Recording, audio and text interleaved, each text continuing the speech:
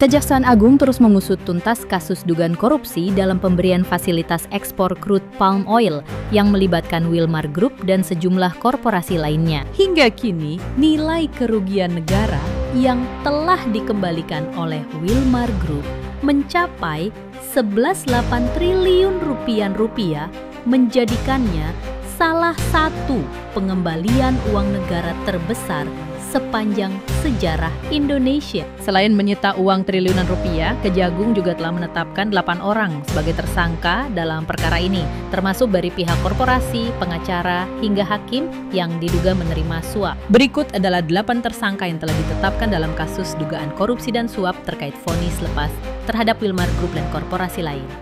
Muhammad Syafiq, jabatan Social Security Legal, Wilmar Group. Peran diduga sebagai pemberi suap kepada aparat peradilan agar terdakwa korporasi divonis lepas. 2. Muhammad Arif Nuryanta, jabatan Ketua Pengadilan Negeri PN Jakarta Selatan, sebelumnya Wakil Ketua PN Jakarta Pusat. Dugaan menerima suap sebesar 60 miliar rupiah dalam pengurusan perkara. 3. Wahyu Gunawan, jabatan Panitera Muda Perdata PN Jakarta Utara, diduga terlibat dalam proses suap dan penanganan perkara. 4. Marcella Santoso, profesi kuasa hukum korporasi. Peran diduga berperan dalam pengaturan jalur hukum perkara korporasi. 5. Arianto Bakri, profesi kuasa hukum korporasi.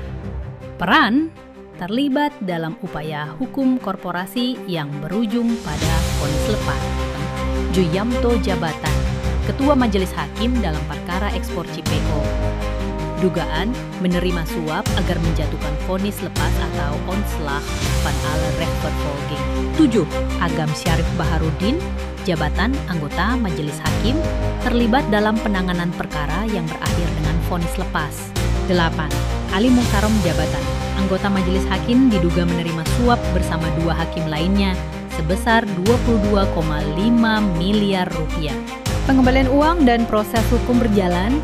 Wilmar Group, salah satu terdakwa korporasi, telah mengembalikan uang kerugian negara senilai Rp11.880.351 berupa Rp802.619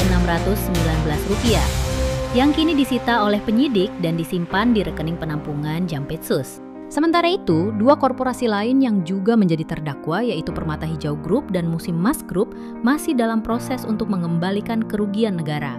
Kita harapkan mereka akan mengembalikan secara utuh juga, ujar Sutikno, Direktur Penuntutan Kejaksaan Agung, dalam konferensi pers di Jakarta, Selasa 17/6/2025. Direktur Penyidikan Kejagung, Abdul Kohar, menegaskan bahwa proses penyidikan kasus ini masih terus berlangsung. Ia menyebut, belum ada tersangka baru dari pihak korporasi karena penyidik belum mendapatkan bukti yang cukup. Tidak semudah apa yang digambarkan orang di luar sana bahwa semua itu korporasi. Tidak semua dibuka terang benderang, ujarnya.